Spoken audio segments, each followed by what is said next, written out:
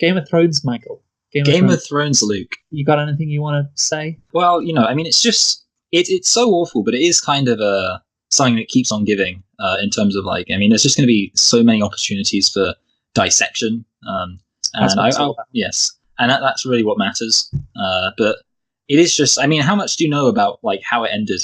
Oh no, I know everything. I've watched all the videos. I've been immersed in this because, like I said last week, it's just so hilarious. And here's the thing which really gets me, which, to be honest, I haven't seen a lot of people talk about, which is surprising. Maybe it's because I haven't been following the story closely, so I'm not complaining about the finer details.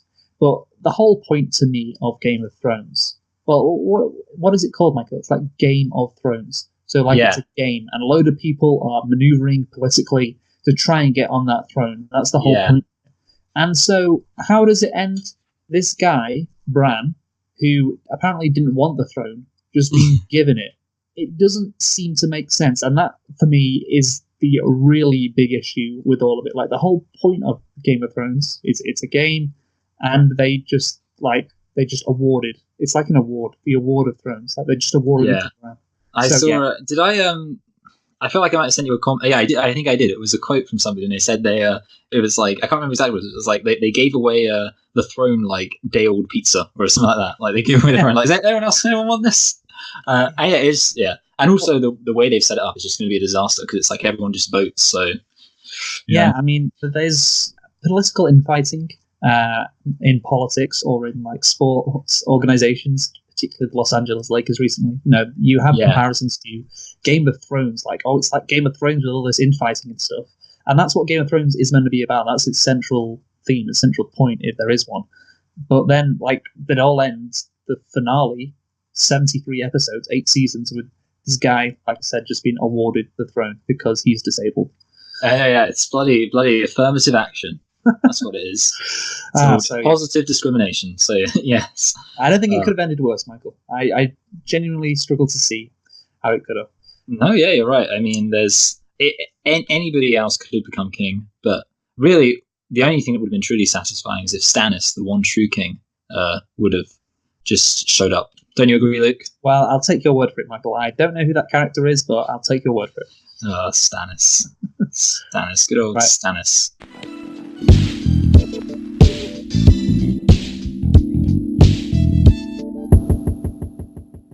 Hello and welcome to Select and Reflect, the movie review podcast where we look at films that have come out relatively recently at cinema and see if they still hold up upon a second watch. I'm your host, Michael, and I'm joined as always by my co-host, Luke. And this week we are celebrating the release of Godzilla, King of Monsters, and we are going to be looking at Godzilla 2014, of course, where it all started off. But before that, we're going to be looking at a classic, Godzilla 1998. So, Luke, why don't you tell us a thing or two about Godzilla 1998? Sure thing, Michael. And by the way, it's Godzilla, King of the Monsters. Okay, I was feeling as I said that title, I was feeling like something was wrong. So yes.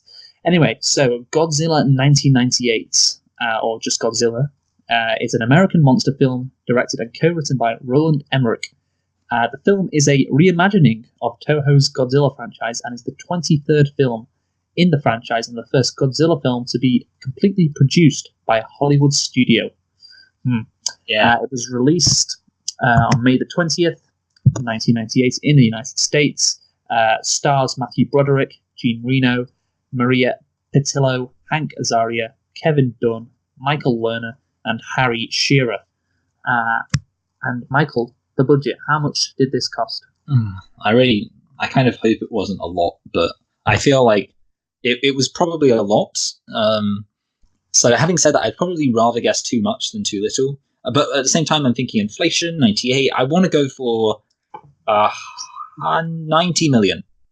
Yeah, not your worst guess ever. It's surprisingly a bit more, 130 to 150. Oh no, I was going to go for 100. Instead, I went for the old 90. And how much did it make at the box office? Well, I read something which said that it was the highest grossing film based on a foreign franchise. And that doesn't mean anything to me, but it is a fact that I saw. And that's accounting for inflation. But I'm going to go for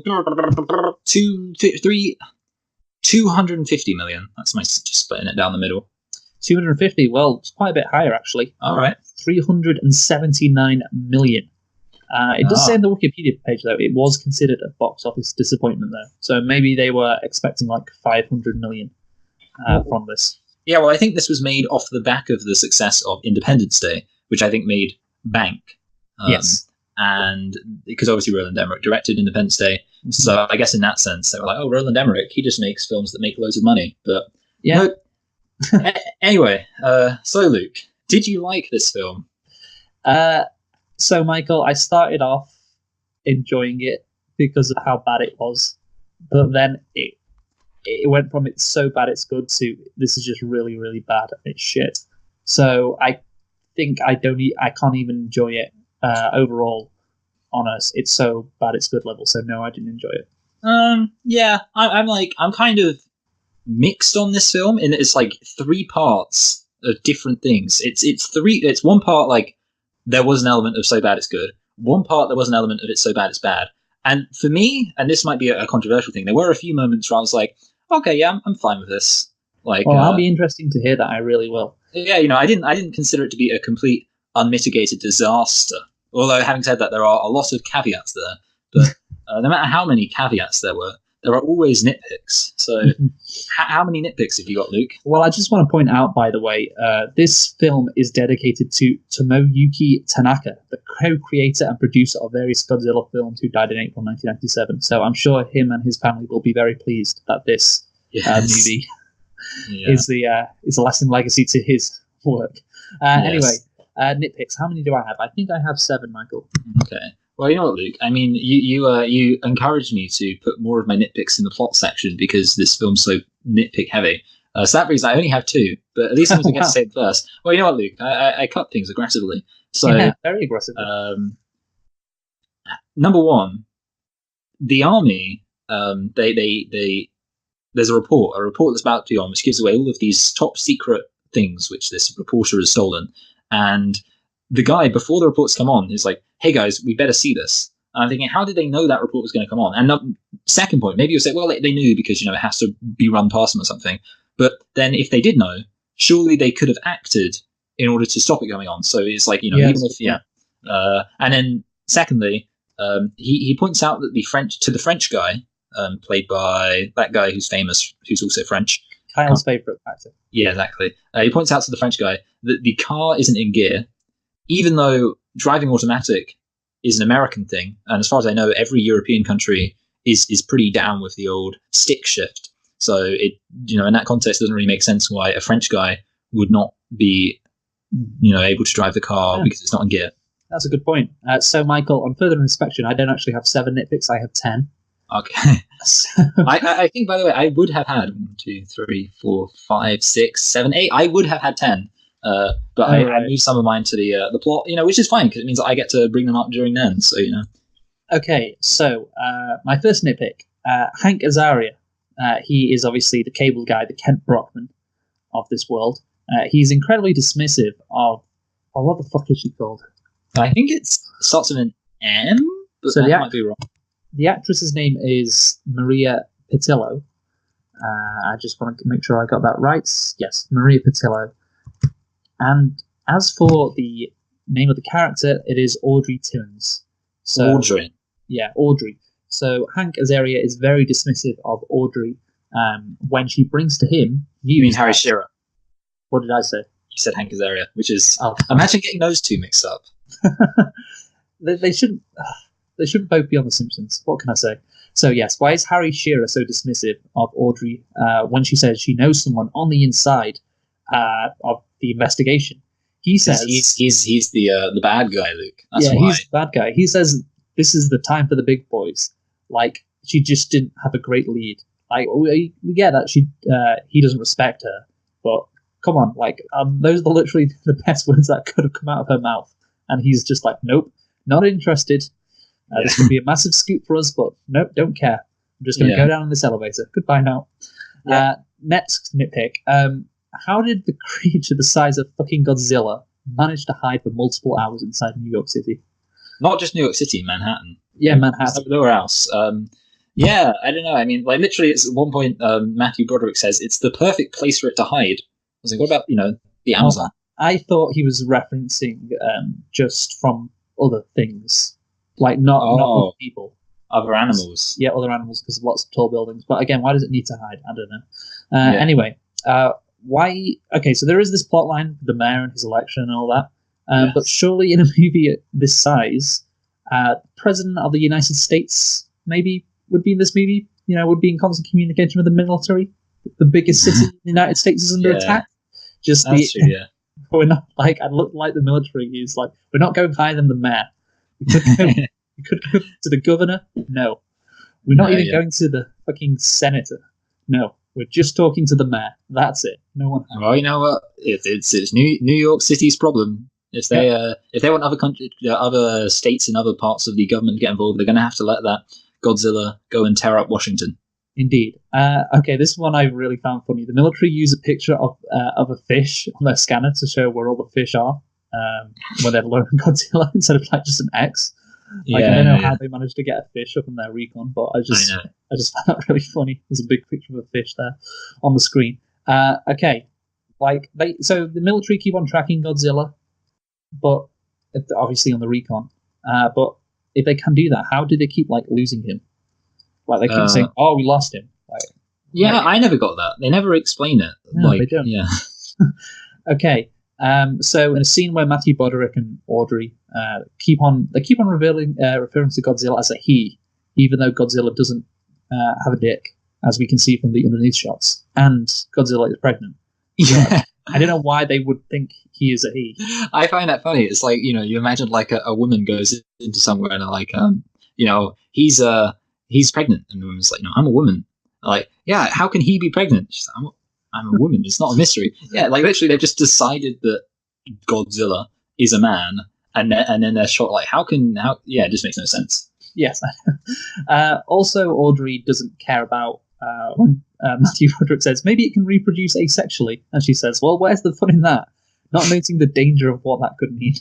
Yeah, I just found that funny as well. Okay, same scene. Matthew Broderick still has a bunch of photos of his ex-girlfriend on his wall from when they broke up 8 years ago, Michael. Okay, yeah, I wanted to mention that later on the romance, but yes, 8 years. And he also has. And she finds it endearing. Yes, and he also labels the video top secret as well. Just make sure everyone knows this video right here. This is top secret, guys. Okay, so the elevator and lighting all still work in Madison Square Garden after it became a nest for Godzilla. I was kind of thinking about that one. I sort of just let it off the hook because I thought, I don't know, maybe just magically it's still working. Who knows? All the baby Godzillas apparently ate all of the fish in MSG, which I just refused to buy. There was so much fish, Michael. They ate it all in just 5 minutes. I know. Well, it's like Matthew Broderick said. They ate all the fish. Yeah. Do you realize how much fish there was there? To be honest, I don't really. Yeah, I don't have a real depiction of it in my head, but yeah, I'm sure it was a lot. They were very hungry. Yes. Okay. And lastly, the taxi has it still working after Godzilla crushes it with his mouth when they're trying to escape him. Oh yeah, that's a good point. You know what, Luke? I decided while you're talking that I have two other ones that should probably also be nitpicks. Okay, go for it. Sorry, I'm sandwiching you a bit, but number one, how on earth is this? It's very early on. A ginger paleontologist woman is really confident it's Theropoda allosaurus, and I have no idea how or why she can think that when she's not really got a good depiction of it. Also, just kind of weird that they would have her refer to a dinosaur which clearly doesn't exist because there's no dinosaur that's big, or she's just an idiot and she thinks that there is a dinosaur that ever existed that was that big. But yeah, either way, it doesn't make it. I don't see how she could be like, oh yeah, I know what that is. You know what I really enjoyed in this movie? The G story with her trying to get with her colleague. Yes, yeah, they had a lot of really good subplots. It was like Pulp Fiction. And then this one's a classic nitpick. I can't believe I ever took it out of the nitpick spot. The French people speak English to each other. Yes. So even when it's just a group of French people there, they will just speak. And what's kind of confusing is you could say it's just the show or the film translating it for us. It's the medium film, but then sometimes they do speak in French. So yeah. So I I didn't nitpick that because I'm just glad they spoke in English because I didn't want to have to bother downloading the subtitles. Yeah, I don't want to read on the weekend, as Bart once said. Yes. So, Michael, we are going right into the plot. So I just want to start off by saying I did like the start, like the first 20 minutes. Yeah. Everybody was being brought in. It was set up like a normal disaster or mystery movie. But then it all goes downhill as soon as Godzilla approaches New York. Then it just absolutely, I don't know, what is the word for something going downhill? Tanks. That's a very good word. Tanks. Yeah. Right. No, yeah, I agree with your first point. I actually thought like there was something about the opening. It kind of filled me with a bit of a sense of adventure, of like the wide paneling shots of Godzilla's huge footprints. And I was like, yeah, I'm kind of behind this. That's part of my 1/3 genuine enthusiasm, and it's quite a significant part. But I think, like I said, it just is awful after that. And what we're going to go through now is the plot, and we're going to pick it apart. Well, I certainly am, and I think you're going to join me in doing that. And also, I'm going to bring this up quite a lot, but the tone of this movie is awful, along with the plot, and there are many examples of that which we will go through. Anyway, so fun, Luke. They're just having fun. First up, the reveal of Godzilla. This is what we're going to talk about first. So I just want to say, it happens so early on in the movie. I was so shocked. Like, it's just 20 minutes have gone, and Godzilla is already in New York. I thought it was going to take... You've got to have some build-up. Yeah, I thought it was going to be like an hour. And the way it's revealed as well is just like the scene when Harry Shearer is talking on the phone and complaining about he doesn't have a story. And then you've got Barney the dinosaur on the TV, and his secretary is going such a corny way. By the way, his secretary is played by Nancy Cartwright, who obviously plays Bart Simpson in The Simpsons. So yes. There we go. I thought that was fun. Yes. So, yeah, his secretary says in such a corny way, "Your big story is outside." And then he turns around and Godzilla is gone, and it's like, oh, it's the most awful thing I've ever seen. It's just classic. It's just classic filmmaking right there. Oh god! Yes. And he wants to cover the Korean grocery story instead. Yeah, he's like, just cover the Korean grocery story. He's probably talking about probably a more entertaining story, ironically. Yeah, and also I do like how much this movie relies on being in like 1998. If this happened today, the script would have to be redone because everyone would be tweeting about it, and because characters learn about Godzilla like 15 minutes actually after he's actually in New York as well. Yeah, which it's fun.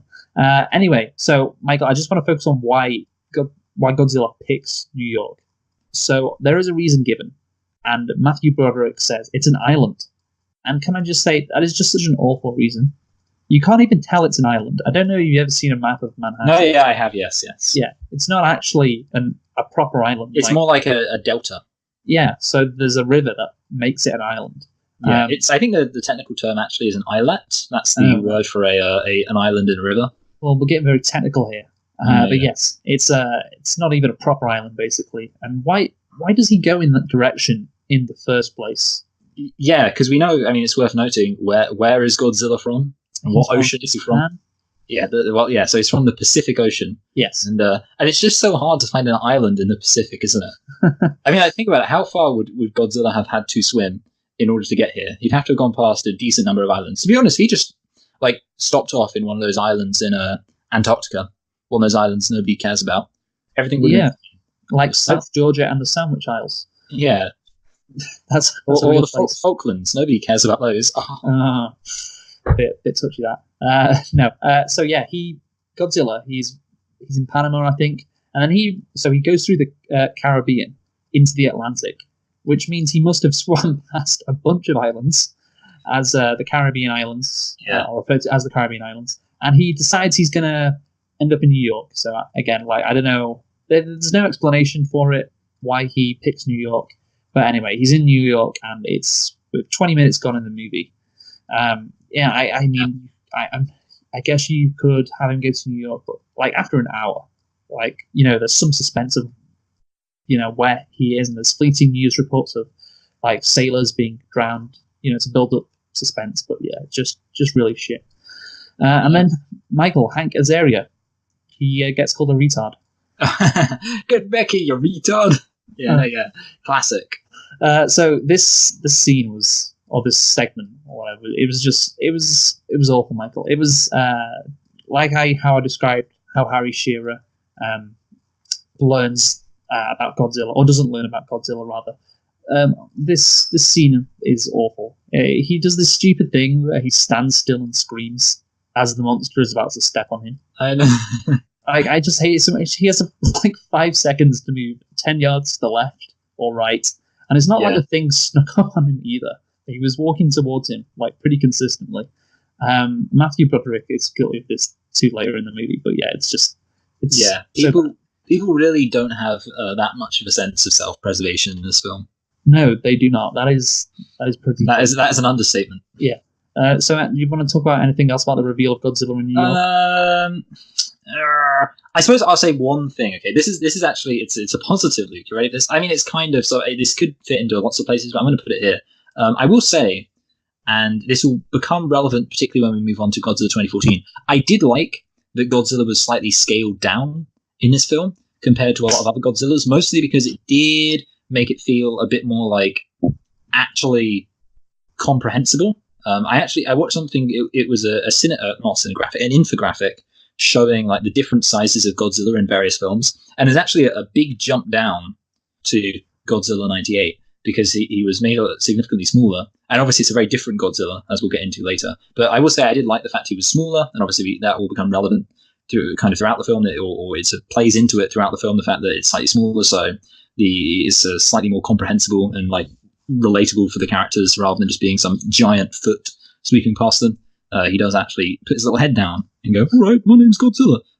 So yeah, I mean that's not really a positive about how he's revealed. It's more just a positive about the fact that because he's because he's relatively small, it makes it more like, oh, okay, I've got an idea for this. Although actually, I do want to mention the scene where I don't know what building it is, but it's a big skyscraper, and there's a hole in the skyscraper. Oh yeah, the Metline building, I think. Yeah, and the hole is too high, or the bottom of the hole is too high up for Godzilla to have walked through. Based on his size, it's just there's a hole at the bottom, a gap at the bottom where he didn't make a hole, and he should have just walked through it instead of he must have done a little jump. Yes. Okay, so yeah, I think we'll get onto the design of Godzilla later. Yeah. But anyway, so the aftermath. So Godzilla has attacked New York. Thousands of people have died. And what is the reaction of the newsroom? They are obviously the place where Hank Azaria and Audrey and Hank Azaria's girlfriend all work. Their reaction is they're cheering Hank Azaria. They're all very calm. He's joking about having threesomes as a fucking dinosaur has just walked through Manhattan. This is what I mean. They're having fun. They're having fun. And I know that. They're having fun. Like, their lives are in danger. They're just casually joking. They've seen something which has absolutely blown their minds. But no, it's all okay. Then Audrey, it's like, I'll get onto this later. She's staring at the fucking TV screen lustily as Matthew Broderick when she sees that he's in New York, as the news report is saying that thousands of people are dying. Yeah, I know. The contrast is just great. It's an opportunity for her to find love, and who cares about those people? In fact, if anything, that's just less competition. Good point. Okay, so next up, what happens is Matthew Broderick has got a plan. And the thing is, actually, fish. Yeah, lots of fish. The military actually listens to Matthew Broderick. They agree to go with his plan of putting a bunch of fish in the middle of New York. So normally in these type of movies, the military guys wouldn't listen to the wacky scientist, as he's not like them. Like, he doesn't have violent solutions. But they do listen to him. So something like this you would expect to happen like at the end of the movie. And he's like trying to tell the military guys throughout, you got to do this, or you're doing it wrong. You can't kill him. You got to be smarter about this. But yeah. So they lure Godzilla out into the street. He gets distracted by a camera flash, which is ridiculous. That's not cliche at all, though, is it? Nope. The camera flash distracting the monster. I think that's happened in literally every single monster movie ever. Yes. Camera flash by Matthew Broderick. Godzilla then leans down and doesn't kill Matthew Broderick because he knows he's a biologist and and the main character. And the main character, yes. Uplifting music is playing. I know. Yes. So Matthew Broderick should be scared for his life right now. he should be terrified. This massive dinosaur is like 2 meters away from him, and it could just kill him so easily. Uplifting music is playing, and again, the tone is just so weird. Yeah. You know what, Luke? I think we have to bring up the big thing, which I think it defines a lot of the problems of this film, and it's that basically somebody decided they should make a Godzilla film while they were watching Jurassic Park. I was going to bring this up later after. Okay, all right. Okay. Tell you what, because I wanted to bring that up too. So yeah, we'll bring that up just. But yeah, so it's worth noting that a lot of the problems will be explained by that. So yeah, I was wondering if you'd bring that up. So we'll talk about that later. Yes, we'll pencil that in later.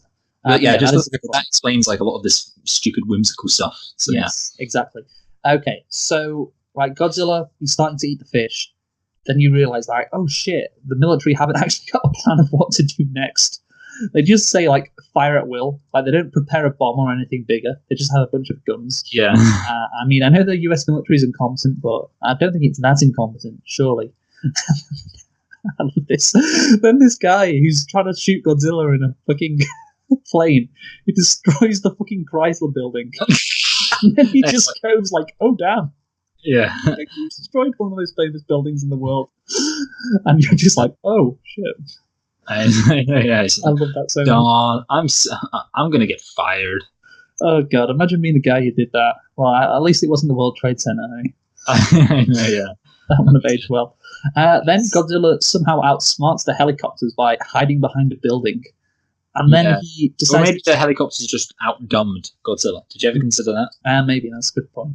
And then, so Godzilla then starts to chase the helicopters, even though he was running away from them a few minutes ago, because he was afraid, but apparently he's not afraid anymore. And so then the pilot dies along with a couple of other people. Yeah.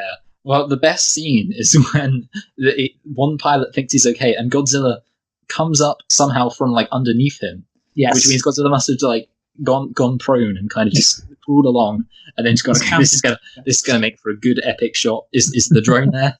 Oh, I wish I could see his face.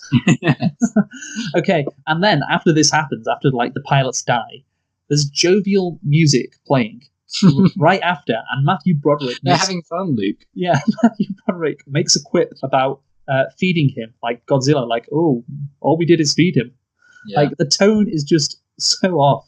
And there's also a joke about the mayor and the fact that he likes sweets as well. After we've just seen like human beings just be killed by this massive dinosaur. So it's, oh my god. So yeah, that's, you got anything more to say about that? No, that major scene, not really. I guess I could say I don't really know.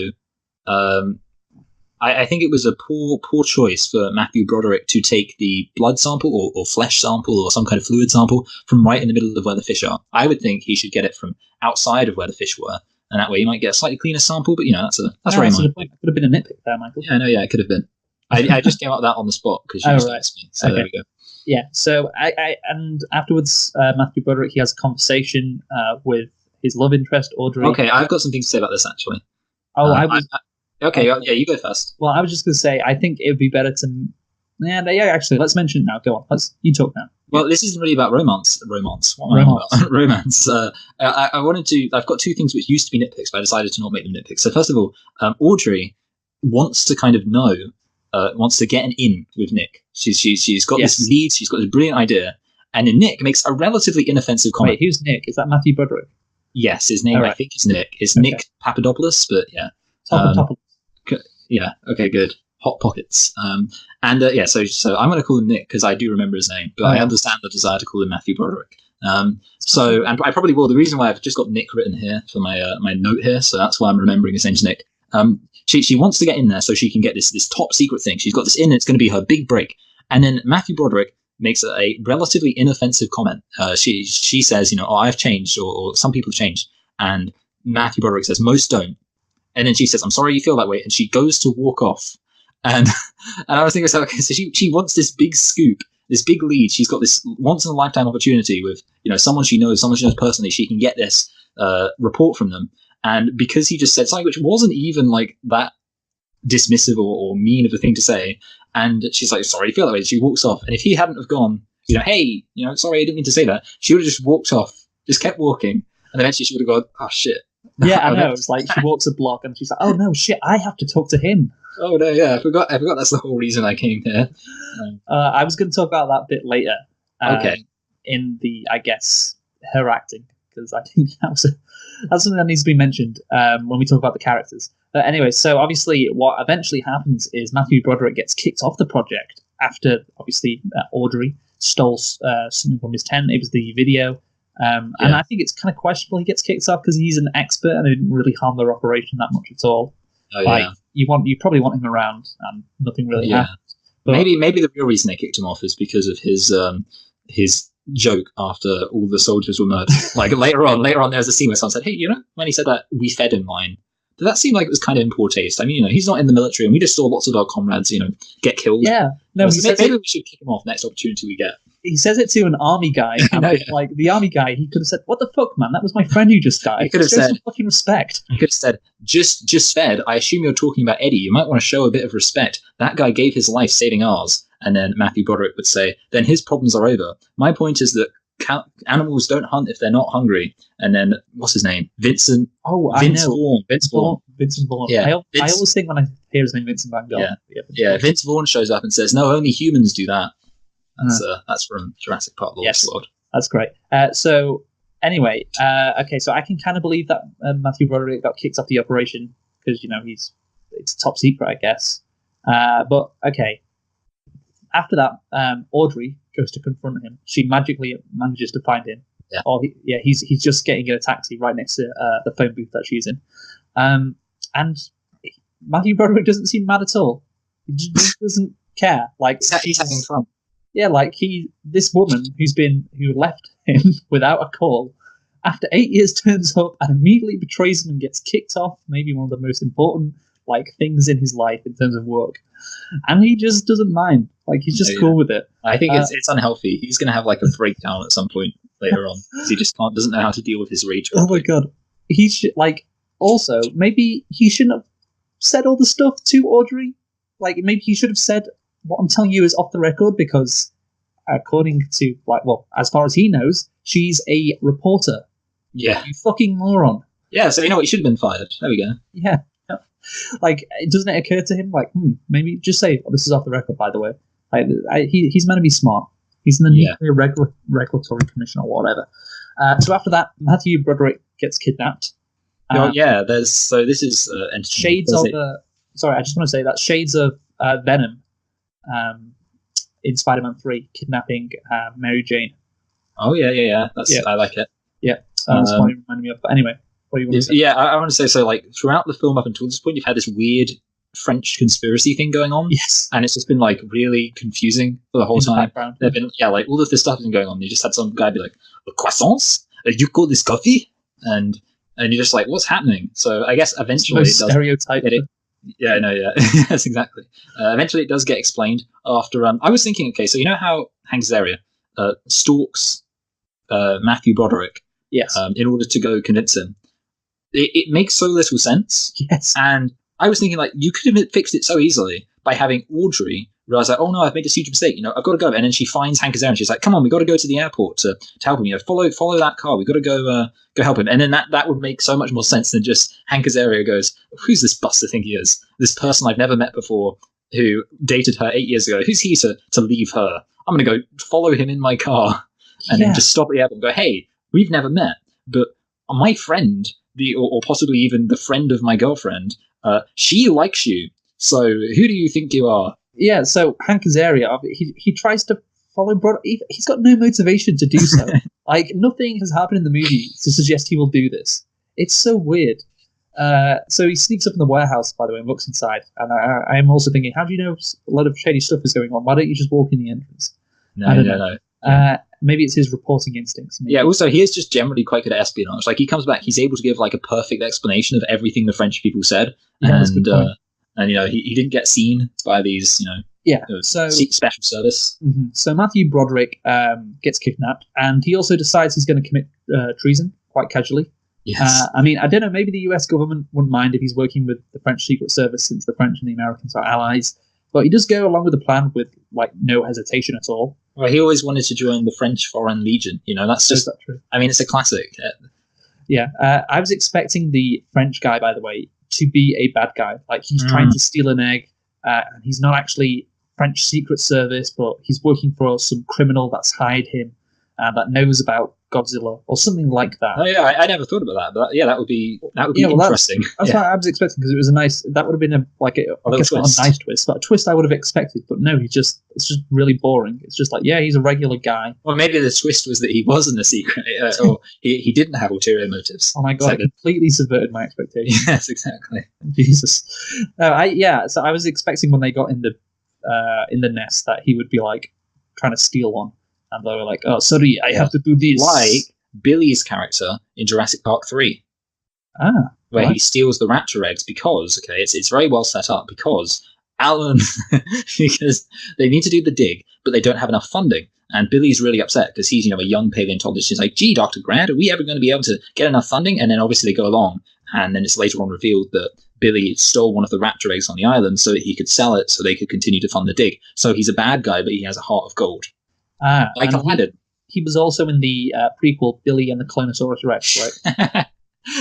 Yeah, but actually Jurassic Park 3 came out after that episode of The Simpsons, which actually, funnily enough, has Hank Azaria doing his fantastic accent he does, where he explains why Principal Skinner's idea isn't a good idea. Yes, he does. The thing is, maybe if Jurassic Park 3 had came out before Godzilla, they would have put in that twist about the French guy trying to capture one of the eggs, because obviously they... I think we can all agree, yes, exactly. We can all agree it's basically the producers of Jurassic Park's fault for not giving them enough material to steal.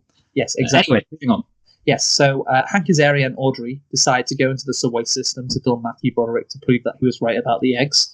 I don't know how they know that the military isn't taking the egg threat seriously, though. Like, they saw them say it on the TV, but maybe they aren't going to say it. Obviously, they could just be lying. No, because they're because that's what they do. They deflect and they try not to draw attention to these things. So yeah, you're right. Yeah. So luckily for them, by the way, Godzilla just rushes past them all and manages to outsmart the fucking dumb U.S. military before eventually getting killed. And obviously, everyone knows he's dead, and there's no reason to assume anything otherwise. Yeah, that's for his body. Yeah. So yeah, then we move on to the MSG or Madison Square Garden scene. Yeah. Yeah. You want to start off on this? Yes. Actually, first of all, I did want to say one thing. Like, I should have brought this up earlier, but I found it funny that Matthew Broderick seemed like a bit surprised when he found out she was pregnant, even though he'd already bought pregnancy tests. I was kind of thinking it would make sense if it was like he had a moment where he was like thinking something like, and he had some kind of realization because he saw something, and then he bought the pregnancy test. And I was like, she's pregnant, but instead he just casually. For no, just like, oh yeah, I'm gonna go buy some pregnancy tests now. That seems like a logical thing to do. And then he finds out she's pregnant. He's like, she's pregnant. Oh, sorry, he's pregnant. But yeah, apart from so the Madison Square Garden scene. The main thing I have to say is, all right. Basically, it's got my pet peeve in it, which is that mercenaries who are trained to fight people, they are the only ones who die. Yes. The reporters who have no experience at all in this, and the scientists, they both get out of there completely fine. It also has my other pet peeve, which is that a gun is never used constructively throughout the entire thing, which it always happens in these creature feature films where there's these monsters running around. Guns just don't work. I mean, guns work on other animals, but apparently if it's some giant lizard thing, guns are completely useless. Yeah. So I think with the MSG thing, you're right. Like, it's got your typical cliches, like the eggs hatch as soon as they get there, and a couple of the minions of the main French guy. Oh yeah. They die. And all the other main characters manage to escape. It's the classic Star Trek red shirt syndrome. Oh, what's that? So in Star Trek, basically, all the main characters wear not red shirts, but red shirts are kind of like the generic recruits. And what will happen is it will always be like whenever they go on a away mission, it will always be like Spock and William Shatner, and then somebody in a red shirt. And the person in the red shirt will always be the person who dies. Right, okay. So, by the way, the Godzilla babies, they do look a bit like Velociraptors, Michael. What? Yes. Velociraptors? Maybe you could accuse this scene of being a bit of a rip-off of Jurassic World, or Jurassic Park, I should say, sorry. Yeah, it would be impressive if it were a rip-off of Jurassic World. No, yeah, it was. Especially, I liked all the scenes of them trying to close doors on these Velociraptors, which, of course, that's a classic scene. I would have liked if they showed a scene of them learning to open doors. I think that would have been very effective. Okay. Yeah. So then the Godzilla babies, they want to kill all these men, even though they eat fish. So that's a bit weird. Oh, yeah, not only were they able to eat all of the fish, but they were then still hungry after that. Yes. Yeah, so, you get standard monster movie. They're just chasing all the good characters. I thought that, I'll tell you what annoyed me, the amount of times that people just kind of stood around and looked at something and moved very slowly. Like, especially the thing that got me was when Matthew Broderick was like, he was running away so he's running along, and then these I'm going to call them velociraptors, because that's what they are. These velociraptors are like, push through a door, and he's like, oh no, he runs the other way. He sees velociraptors coming through the other door, and he just stands there and looks. I'm thinking right now, like, if you're a real person, you're thinking, oh crap, and there's things behind me, I've got to keep moving. And then he runs to the elevator, like, after standing still for a good 10 seconds, and he runs to the elevator, and he's cooling it, and he's really anxious. I'm thinking, if you would have done that earlier, you could have been just relaxing right now. Instead, he had to wait till the last minute, and somehow the elevator, which I'm pretty sure are programmed to, not or open if someone puts their, hand in the way or something like that, but it, closes, so that's good. Yeah, maybe health and safety regulations were different back in the late 90s. But anyway, I do actually have an example which is more egregious than that, but I'm going to put it in when we talk about the characters. That's fine, yeah. I wouldn't be surprised if there's some pretty egregious examples. Yes. So, once again, the tone is off. When they're trying to escape MSG, so they broadcast inside MSG, and they're all calm, and they are explaining that they need to get bombed. They're just doing a normal news report, like it's the fucking 6 o'clock news, and they're talking to. I was thinking that. Yeah, like a local news story. They're just asking to get bombed to kill these Godzilla babies. I was thinking that because I was imagining, if you're like a military guy and someone's like, so are we supposed to go and nuke Madison Square Garden with them inside? And they're like, I guess so. I mean, they didn't kind of seem like they were relinquishing their own lives. That's right, and accepting their deaths. You were the studio. Yeah, exactly. It was like they were just like, oh yeah, and if you could just kill us all, just like it was nothing. And I was like, well, it's not really, number one, like it's two things. Number one, it's completely unrealistic that that's how they react. And then number two, also, from like a filmmaking standpoint, they take this moment which could actually be like, an emotional moment where they say, we've got to, where they agree to sacrifice their lives, and it could be a moment that would tug at your heartstrings in some way. And they're just like, nope. We're doing this like a normal report because it's got to show, we've got to show that Audrey can do it. She can be a reporter, which is like the least important thing right now in this situation. Yeah. Anyway. What would have been good? Okay, here's my improvement. Okay, so Audrey, she's not a good. No one likes her as a reporter because she's too emotional. Okay, so then in this scene, she's very emotional when she reports, and actually it causes them to have really high ratings. And I thought you were going to say she's actually really calm. Yeah. No, this is the time where you have to be emotional. Also, actually, while I've got you on this one, the bit where Nick Papadopoulos says, like, he says, each reptile is born pregnant, and that line came out of nowhere, and I was like, what? So like it has these babies, and every single one of those babies also is pregnant. Yes. And yeah, I mean, it was like, I'm not necessarily arguing that's impossible, but it just came completely out of nowhere. So they escape Madison Square Gardens, and what do you know, Michael? Once again, the tone is off. As they are outside, MSG has just been bombed. There are Godzillas burning in front of them. A lot of people have just died. The French guys, comrades, have just been killed. And this Matthew Broderick and Audrey think is the perfect time to kiss. Yeah. Which, I don't know, just doesn't seem right. And then the French guy jokes about needing some coffee when all of his friends have just died. Yeah. So, yeah. The tone is... Yes. And then we get the... Giant Godzilla show. I want to say something about Giant Godzilla. The new Godzilla showing up. When I first saw this, I thought, okay, so they killed the original Godzilla, because obviously they wouldn't be so stupid as to not kill the original Godzilla. But it turns out they were wrong about it reproducing asexually, and actually there's a daddy Godzilla. Oh, that would have been a really good. Yeah, and that's what I was thinking. But no, actually, it was just they just completely failed to confirm the kill of the first Godzilla. So no. Yeah.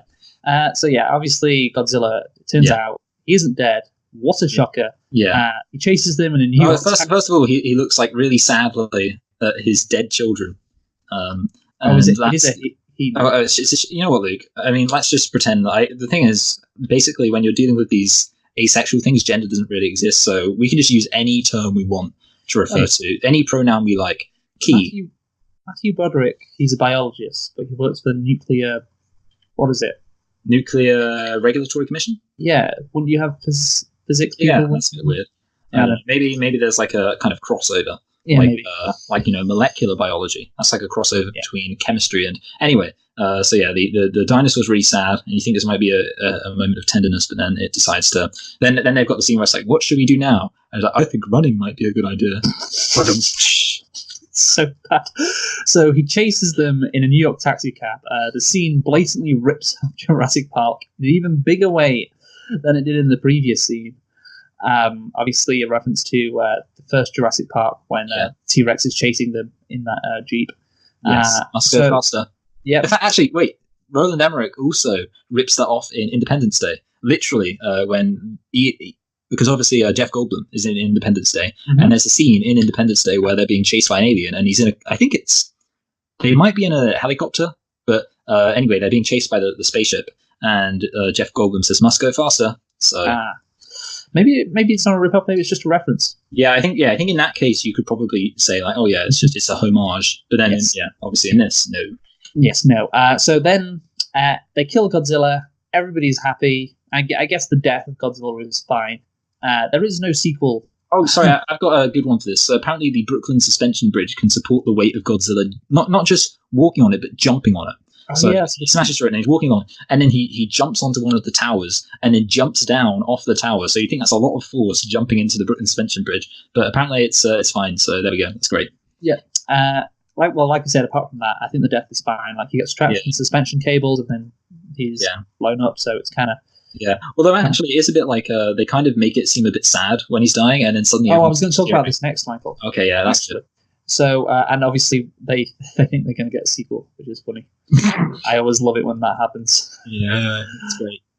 Okay, so this is what this is building on what you brought up before, Michael. So I'm going to talk about, I guess, humanity. I don't have a better word than that to talk about this topic, even though we're going to be talking about animals which aren't humans. Yeah. I don't know. Is there a better word for it than humanity? Emotional resonance. I don't know. Just say humanity. Humanity. Okay, so this is the big question that I was waiting for an answer throughout the movie and never got. Does Matthew Broderick want to kill Godzilla or not? Yeah. And the thing is, obviously, he's a biologist, and he, from various scenes in the movie, you're kind of meant to infer that he sees Godzilla not as a monster, but just as another animal. Yeah. And obviously, since he's the main character, the audience is meant to adopt that position as well. But that never really happens. Sometimes you get a sense of that, like at the end, when you mentioned obviously Matthew Broderick is staring at Godzilla and the music is peaceful, and you're expecting him to say, "Oh, what a tragedy." But then he doesn't say anything, and the crowd stop cheering behind him as Godzilla is dead, and triumphant music plays. And again, I'm like, what emotion am I going to be feeling? Am I going to be feeling sad or like happy that this monster has died? Yeah. Like, which is it? Do you know what it reminds me of? It reminds me of the scene in Starship Troopers when Neil Patrick Harris puts his hand on the worm thing, and he's like, "It's scared," and then the entire group of people start cheering. And obviously, in Starship Troopers, that's supposed to be like a joke that they cheer because the giant monster is scared.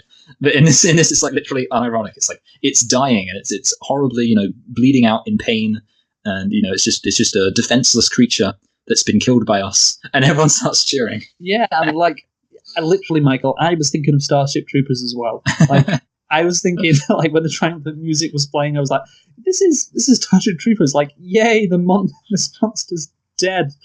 Oh, it only wanted to live. Now it's dead, yay. But yeah, so the thing is, like, if you portray Godzilla as a monster, then, like, I guess you can be happy, or maybe it shouldn't be like this, but you can be happy that this evil monster has been finally killed by the heroes of the US military. But I don't think it should be like that. I think it should be like, oh, what a tragedy, Godzilla is dead. But they don't pick a side at all, which makes it so weird, especially in that final scene. And obviously the message that Godzilla, isn't a monster, he's just an animal, that is a message that was taken from Jurassic Park. Is this a classic Segyu? Yeah, this is a Segyu. So these animals, they're not meant to harm us like that. Viewing dinosaurs like that, like they're just animals, they're not monsters.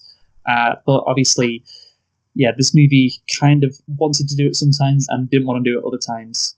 But yeah, what do you have to say about Jurassic It's so like, okay, so I feel like the first couple of scenes, it's sort of like you get this sense of like ominousness that you sort of get with Jurassic Park. So and I think that's like the first thing you kind of see from Jurassic Park. That made me think of Jurassic Park. And then the second, also you got the scene of them like recruiting scientists. But the obvious second major thing is, of course, Jurassic Park: The Lost World, the San Diego scene, where the T-Rex storms the streets of San Diego.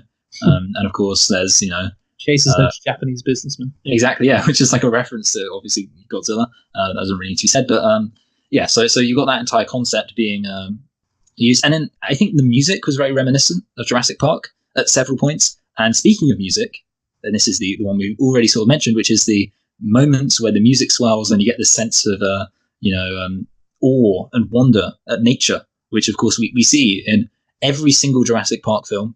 I don't know if we see it in the Jurassic World, but definitely in the first three Jurassic Park films, the original Jurassic Park trilogy, if you will, there in each one we have these moments where everything slows down and you see they take a moment to appreciate actually these creatures, as dangerous as they might be to us, they are ultimately quite majestic. And the most like hackneyed attempt at that is in Jurassic Park 3, but where basically they just escape from these horrible monsters, and then the film kind of just has a little break for them to be like, oh yeah, dinosaurs are great and wonderful and pretty. But even that is like light years better than this, where it's literally like in the middle of action scenes and in the middle of like scenes where they're literally celebrating murdering these dinosaurs and or this one dinosaur and trying to destroy it and things like that. There's just moments where they go, man, though, isn't it kind of beautiful when you think about it? And yeah, it's just, and then I feel like and the other thing is obviously the fact that it goes full on Velociraptor. And when they weren't, it wasn't enough just to have it rip off the San Diego T-Rex scene. They also had a Velociraptors, so that's why Godzilla had babies, so they could have a Velociraptor type thing. Yes. And yeah, I mean that's the kind of major examples of it. But what have you got to say on that? No, yeah, I mean I kind of mentioned it before you started talking about that point, and I agree with everything you said. Yes, it definitely feels like Roland Emmerich didn't understand what made it work in Jurassic Park, so it just I don't think he understands how movies work. Yeah, he's so much like Michael Bay. Actually. He's like the Michael Bay of his day. Yeah, I am going to talk about him later. But anyway, I want to bring up this quote from a guy called Kaneko, and I really should have got who this guy is.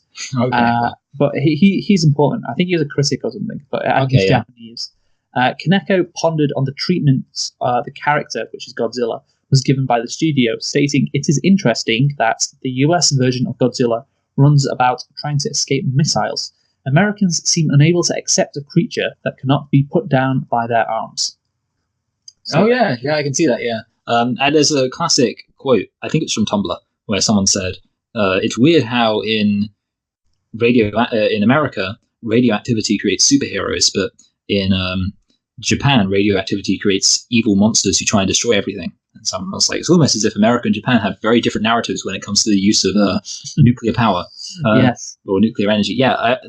Basically, that's a really interesting point. I think it's true. And it's something actually that's worth talking about when we get into Godzilla 2014. The idea of can our massive giant guns kill anything that's against us? And what else did you have to say about the plot? Because I have one broad thing which I didn't have an opportunity to bring up anywhere else. I was just going to talk about how the fact that there wasn't any Japanese elements apart from the first 5 minutes. I know it's an American version and it's produced by Hollywood, but I do feel it was a bit disrespectful as well. Yes, this is definitely. And also, actually, I suppose we could bring this up a bit when we talk about the depiction of Godzilla. But something I saw is that Roland Emmerich doesn't enjoy the Godzilla films, and he made this film under the pretense that he would be allowed to do whatever he liked with this franchise, and that's why, as obviously we'll get into, this is a very different Godzilla, to put it mildly, from what we Well, do you want to usually talk see. about that now? No, well, what I want to talk about now is I just want to bring up my one slight thing, which is that one of the things that I think makes these Godzilla films, and I guess you'd say disaster monster films, interesting, is that civilians are in peril. But in this film, the civilians are all evacuated relatively early on, and then from that point onwards, it's just them chasing a monster around,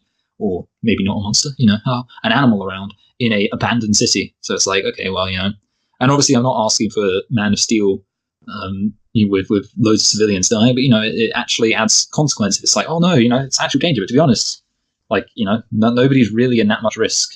Yeah, no, that's a good point actually. Yeah. So yeah, that's and I didn't know when to bring it up, but yeah, that's my point. So apart from that, I guess we mentioned romance, didn't we, in the whole pictures? Yeah. So I think depiction of Godzilla. Yes, the design of Godzilla. That's what we should talk about next. I'll just start by giving a bit of background on the design of Godzilla. Right. So it was a guy called Patrick Tatopoulos who was hired by Roland Emmerich to design Godzilla. Now, what was the name, Michael, of the main character? Tatopoulos. Nick Tatopoulos. Oh. So Emmerich, very creative, as always. So he was hired by Emmerich to design Godzilla, and according to Tatopoulos, the only specific instructions Emmerich gave him was that it should be able to run incredibly fast. Godzilla, originally conceived as a robust, erect, standing, plantigrade reptilian sea monster, was reimagined by Tatopoulos as a lean, digitigrade, bipedal iguana-like creature that stood with its back and tail parallel to the ground. So, yeah, they completely redid how Godzilla looks. As you mentioned before, he's smaller, but also he looks more like a dinosaur. Like a dinosaur, yes, to make him run faster. Yeah, which also I'd like to say is especially annoying, seeing as the characters are able to. Sometimes the characters themselves are able to outrun Godzilla, at least for very small periods, which, fair enough. But then also you think, like, if he's supposed to be designed to be fast and he's huge, then how can they outrun him in cars? Anyway. Yeah.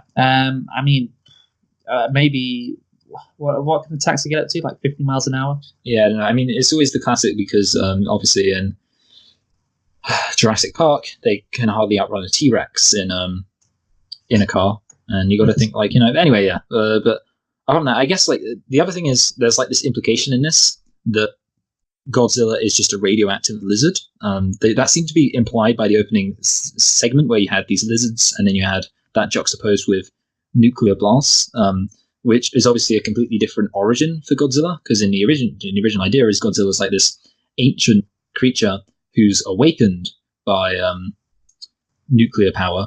Whereas in this version, we literally create Godzilla with nuclear power. Yes, that's a different starting for the monster, and I don't know if I like that. I don't really care really. No, yeah, it's pretty indifferent. Yeah, I suppose the only thing you could say is obviously you were talking about that thing by I'm not going to remember his name, but Kaneko. Oh yeah, something like that. Kaneko. Yeah. Where obviously he was talking about our arrogance that we would be able to defeat such a monster. You could also say there's an element of human arrogance or anthropocentrism that we would be the ones to create such a monster. Obviously, in the original version, you could say, well, there's more of a sense of Godzilla's a force of nature, but that's more of a thematic thing. And let's be honest, this film is way beyond thematic criticisms. Yes, it is. So yes, that's the design of Godzilla. Like, yeah, and you don't get that classic scream. I mean, how can they? How can you not have Godzilla's scream? And I know we don't have the atomic breath either. That was the two things I picked up on us not having. So I looked in the Wikipedia page, and they put in this fire breath, but originally Emmerich didn't want any atomic breath. But when people found out, there was outcry, so he put in like that fire breath thing. Yeah, which again is annoying because when that happened, and I didn't want to bring it up because I wasn't sure if that was just him like hitting a car and the car exploding or something because he did it to a car. But obviously, if you add that in, then there's several points where you think, well, hold on a minute, Godzilla could have just sent his fire breath down that tunnel when he was trying to reach in the tunnel to get them. He could have just blown some fire down there. Yeah. Oh, well. So that is the actual design. Oh, sorry. Are you going to... Well, where are you going with this? Well, I'm going to say now I think we need to talk about how he actually looked in terms of the CGI. Okay, yeah, that's because I was exactly just about to bring that up. Actually, I just want to say that he looks... Sorry, just on the going back to design a tiny bit, he does look very ugly. Like his face looks too like almost square or like too boxy. His head looks like a box. I'm sorry, I don't want to monster shame him, but his head looks like a box. But yeah, also the CGI. I mean, you mentioned, Luke, you said that Godzilla, he appears very early in this film, 20 minutes in. And one of the things that you get a lot of the time in these monster films, you don't see the monster that much. You get a glimpse of them, a hint of them, and eventually you get the body shot at some point, if you're lucky. And the reason why, and obviously nowadays you're more likely to get the body shot, but the reason why they didn't do that in the past is because of the limitations of the special effects. And apparently, Roland Emmerich saw Godzilla and saw what they were capable of doing. I mean, the thing is, like, part of it they could have done better with the CGI, just based on the evidence of Jurassic Park. But he saw what they were able to do with the resources and time they had, and he said, "Yep, I want this to be clearly visible throughout the entire film." Yes, I mean, like, whenever CGI is used in this movie, it's just so bad. It's painfully awful. The close-up shots of Godzilla are so bad. And you know how I said last week while doing the Aladdin podcast that there was something charming about CGI in the 90s and early 2000s? Yeah. Well, this wasn't charming. This was awful. The scene when the French guy shoots the light so they can escape Madison Square Gardens through all of the Godzilla babies, and there's just a close-up shot of them all. It's so horrifically bad. It's the worst thing. I mean, and it actually reminded me of. I mean, this isn't quite fair because there's several years separating these two. But you know the film, The Incredible Bulk. No, it was okay. So basically, it's like this so bad it's good B movie based on The Incredible Hulk, and it's famous for just having this really terrible animation, and The Incredible Hulk or The Incredible Bulk, as it was what it's called, it's just jogging in this really unconvincing way through the city, and that's exactly what this looked like. But it's just the movement is just totally off, and when it's standing still, it's not much better. Yes. So I think we've talked about the plot. We've talked about the humanity. We've talked about the design of Godzilla, and I think we've all, or we've given all of those segments an F. I certainly would have. It's all really bad. This movie is bad, as I'm sure everybody would have been able to work out by the way we've been talking about this. So I just want to pose the question, Michael, why was this movie so bad? And you did mention before something about Roland Emmerich not liking or not knowing anything about Godzilla. And I got a quote here from the Wikipedia page of Roland Emmerich. He's saying, "I didn't want to make the original Godzilla. I wanted nothing to do with it. I wanted to make my own.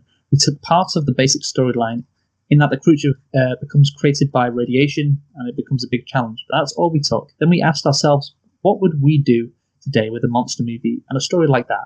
We forgot everything about the original Godzilla right there."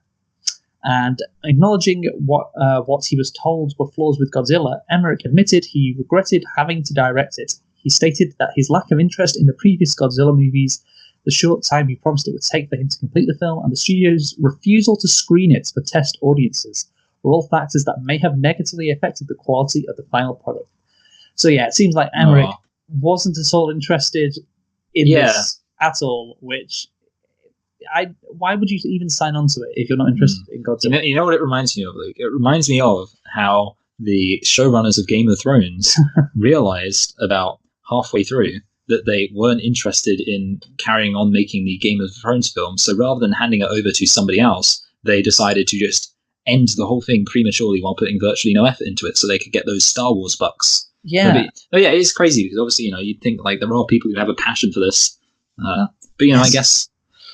they wanted those Independence Day bucks. Yeah, they saw Roland Emmerich's Independence Day, and they were like, yeah, well, you make that just with Godzilla. And Roland Emmerich, even though he didn't like Godzilla, didn't care about it, was like, yeah, sure, I'll do it. Why not?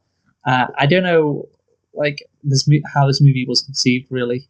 But yeah, it's maybe directors should take an interest in directing a movie when they make it. Maybe that's... Yeah, might be a good idea. So I just want to talk about now the dialogue and editing of this movie, Michael. Because here's the thing, the plot is awful. Or just the whole movie is awful. But also the actual filmmaking is awful. The dialogue is so bad sometimes. And so is the editing, which is really weird for a filmmaker who is meant to be experienced like Roland Emmerich was at the time. And I guess still is, but whatever. So I just want to... it's the diner scene. When obviously Matthew Broderick, he says, "Look, I work for the Nuclear Regulatory Commission." Who was he talking to? I can't remember. Do you remember the scene I'm talking about? Not really. I just wrote the diner scene, and I can't remember. Scene. I think he's talking to the ginger scientist. Oh yeah, okay, I can see that. And I think he's saying it so... He says it so Yeah. Like he's looking to the camera. Look, Matthew Broderick is a weird. Matthew Broderick. I tell you what, he reminds me of in this. He reminds me of Mark Wahlberg in The Happening. What? That's a good one. No. So there's another one when Matthew Broderick says, "That's a lot of fish." When there's a bunch of fish on the ground, and the thing is, so he says that's a lot of fish, and it cuts to the dumb army guy, and it cuts to him having his mouth open, and you're expecting him to say something, and then it just cuts away to another scene. And you should go and watch it again if you ever do watch this movie again. Yeah, because I was just like, what? Why is that there? Yes, why did they just have to show that dumb army guy and hang on him for 2 seconds, just not doing anything? And also the case of bad dialogue when Matthew Broderick meets Audrey again in the pharmacy. When they're coming out of the pharmacy, you have the laziest dialogue ever. So he says, "Well, you left without a phone call." She goes, "That was 8 years ago." Come on, Johnny, that was 8 years ago. Let's go outside for some fresh air. Yeah, she then, as you mentioned before, she walks away from him, even though she needs to get her story from him. At this point in the movie, by the way, when that scene happens, I was just laughing. I was thinking this is the worst movie I've ever seen. I think from that point onwards, then it just goes from it's so bad it's good, from so bad it's bad. I think that's the peak of the movie, that pharmacy scene. Yeah, I agree. And then in the tent afterwards, Audrey says, "How does a guy go from being an anti-nuke activist to working for the Nuclear Regulatory Commission?" Yeah, it's I don't get it, Homer Simpson. You're a playboy billionaire. Why aren't you living up in your mansion? Well, I guess you could say I hate crime. Do you remember what episode that's from? I didn't think you would. It's from the episode where Homer finds out that he shares his name with a character in a action TV serial called Police Cops. So he tells everyone about it, only to find out that they've retooled his character to be a bumbling idiot. Hey, that guy's not Homer Simpson. He's fat and stupid. Anyway. Yes. So that's the dialogue and editing. Again, I just picked out examples, but I mean, I agree. Basically, you're right. The dialogue in particular is particularly bad. The editing, I don't remember that weird editing scene that you're mentioning, but I would not be surprised to find out that the editing was not great. I will say, okay, you know what, Luke? I'll give it one positive. Okay, I kind of liked when he, in a stupid but fun way. It was up there with the old they cut you from the gymnastics team, where he stops the elevator doors open, all the monsters, velociraptors look at him, and then he goes, "Wrong floor," and then he closes it. I liked it. Classic cheesy line. By the way, I just got this from Roland Emmerich's Wikipedia page. Reviewers often criticize Emmerich's films for relying heavily on visual effects and suffering from cliched dialogue, clumsy and formulaic narratives, numerous scientific and historical inaccuracies, illogical plot developments, and lack of character depth. Yes. What a great thing to have written on your Wikipedia page if you're a director. Yeah, well, speaking of reviewers, actually, I want to talk about the Roger Ebert parody Mayor. Mostly because, I was curious because I was thinking, Mayor Ebert, and he kind of looks a bit like Roger Ebert. And at first I was thinking, okay, so Roger Ebert's got a bit of a sense of humor about himself. He appeared on the thing. But actually, apparently, Roland Emmerich wrote the Roger Ebert character because he was angry that Roger Ebert always gave his films bad reviews. And there's two things about it. Number one, it's so petty and just because obviously the mayor's a bumbling, unlikable character. So it's up there with in Lady in the Water, where M. Night Shyamalan wrote the critic character to be an obnoxious douche who gets eaten. But second of all, or in The Greatest Showman as well. Oh, I haven't seen that, but yeah, I assume they always have these just directors who fill these films with their personal grievances. But then also it's shows how just dumb Roland Emmerich is because it's not even subtle. If you had a guy who looked like Roger Ebert, and you could be like, oh, is that is that a bit of a dig at Roger Ebert? But you'd be like, okay, that's fine. But he's literally called Mayor Ebert. And you're just okay, yeah, great, good one. And actually, funny thing is that Siskel and Ebert were reviewed Godzilla '98. They put it on they put it on their worst films of '98 lists, and Siskel said he didn't even have it would have been funny if he basically had you been eaten or something, but he didn't even have the ghoul to do that. So that's why they didn't like it. I was thinking the mayor was going to get eaten or something. I was thinking Harry Shearer was going to get eaten. Yeah, Like, Harry I disliked Harry Shearer. I wanted to see him get eaten. Was there a bad guy that got eaten in this movie? No, not really. Just a bunch of French dudes. Yeah, there you go. Just like they can't even do a proper shitty normal fucking monster movie. They couldn't even steal that aspect from Jurassic Park. We love it when they couldn't even have a good old fashioned Dennis Nedry death. So, Michael, I want to talk about the characters now. Yes. So, there's only two main characters really that I want to talk about, which is Matthew Broderick's character and Audrey, whatever she's called. Yes. Or whatever. Audrey. So let's start off with Matthew Broderick. His acting in this movie is unbelievably bad. Like every line he speaks, it just sounds so disingenuous, as if he's just reading it off a script in the least emotional voice possible. Yeah. His acting when he discovers that he's had the tape taken from him by Audrey is so bad. I felt embarrassed for him. Like genuinely, like when he goes, "Oh, she must have taken it," or something like that. I'm like, wow. Like if I was in that room, I'd be embarrassed for you. I would. But yeah, this is the thing which I mentioned before was egregious in Madison Square Gardens. It's perhaps the worst thing I've ever seen in terms of acting in a movie. I genuinely think it might be. I'm not even lying. So he's meant to be running to catch up to the group. It's a very specific point of view. So there's the French guy, there's Audrey, and there's Hank Azaria that are running in front of him. So Matthew Broderick is meant to be catching up to the group, and he's being chased by the Godzilla babies. But it cuts to him, and he's trying to catch up, but he's jogging casually. And I'm like, why is he jogging casually? And then it's like, oh, because he knows that the group is going to turn around and run back the other way because the Godzilla babies are going to be chasing them from the other direction. Yeah, it's awful, but it doesn't stop there. So all the three characters run past him. Then he stands still, turns around, puts his arms out, and lets out the most hilarious, awful fake scream instead of just running away. Like, it's you've got to watch it again because that sounds beautiful. I don't know, it's so bad. It's worse than The Room, Michael. It's worse than The Room. Yeah, I mean that's the thing. Like I keep thinking about like the acting in The Room. Like she took her tape. She took my tape. That's bullshit.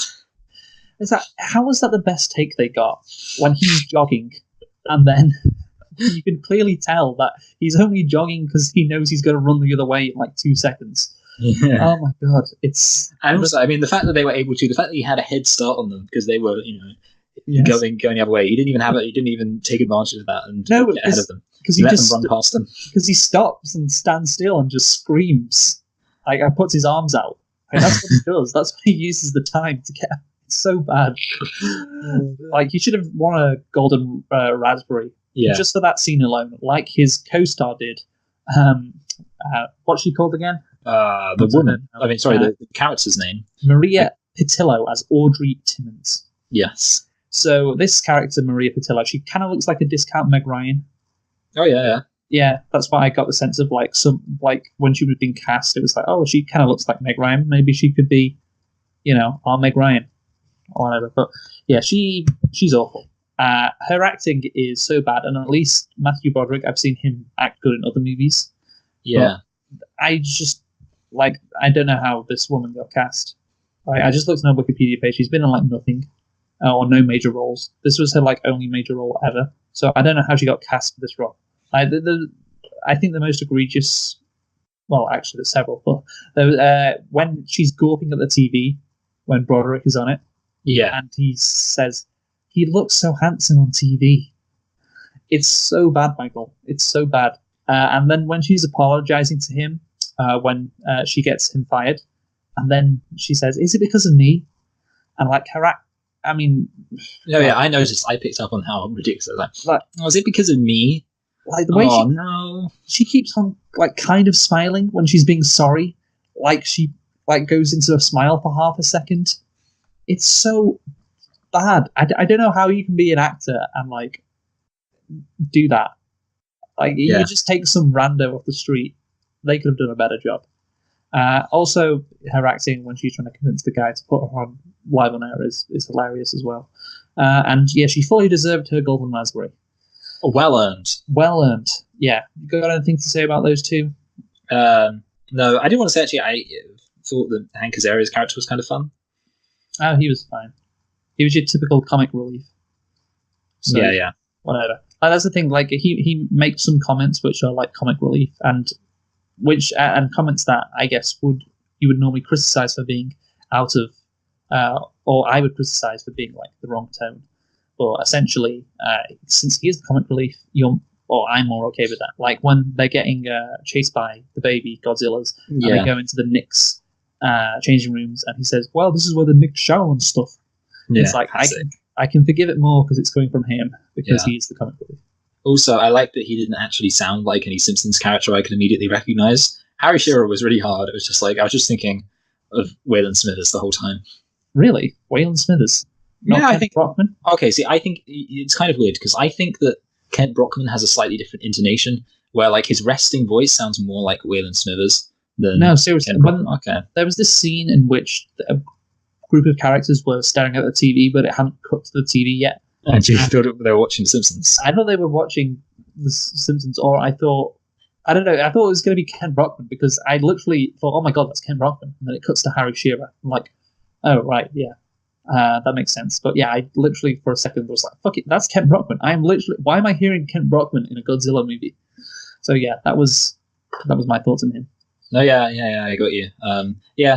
Also, I did actually see that apparently Hank Azaria does do his Mo Sizlak voice at some point, but I didn't pick up on it, so whatever.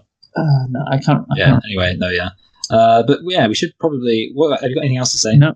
Yeah, we believe it or not, we've got another film to do. So you can sleep first, Michael. All right. So yeah, it's not good.